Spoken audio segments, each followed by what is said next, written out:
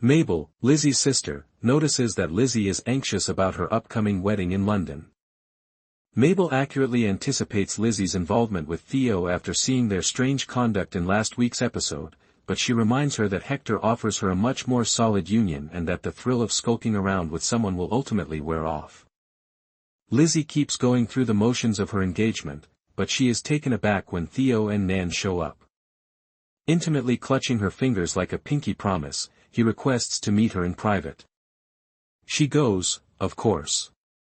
She is upset with Theo for coming, and Lizzy accurately interprets his explanation of the agreement he made with Nan.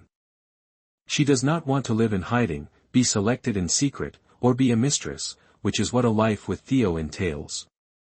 Before Lizzy gets married, 4 of the 5 Buccaneers enjoy a final sleepover the night before the wedding.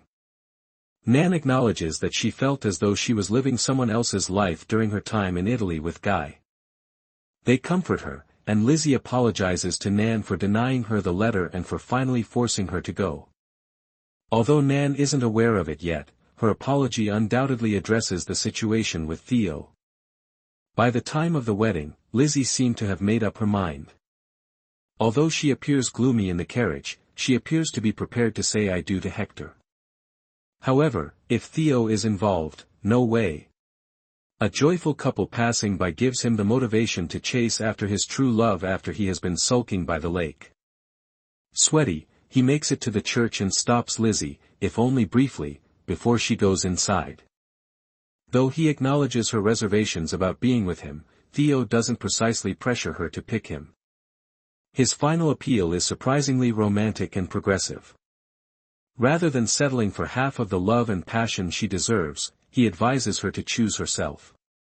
Is this account now owned by a Theo fan?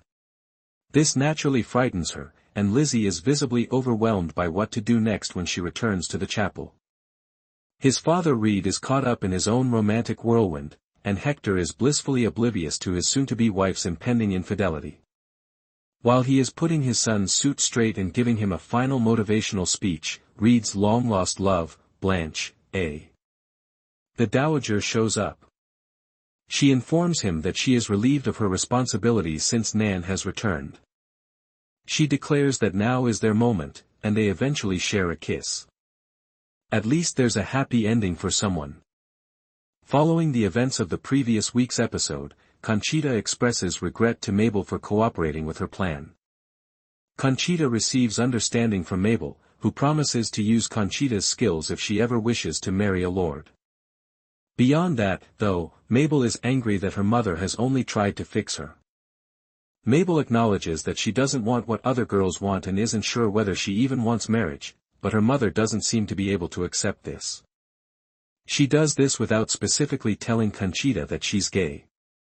After hearing her daughter's confession, Mabel's mother becomes distressed. Mabel thinks as though her relationship with Honoria may be ending at the same time. Reed casually mentions that Honoria wants to teach in Provence, France, but Honoria dismisses it as a stupid pipe dream. Mabel understands that her lover wants to see more. Before speaking at the wedding, Mabel advises Honoria to embark on adventures and discover her identity in a private moment.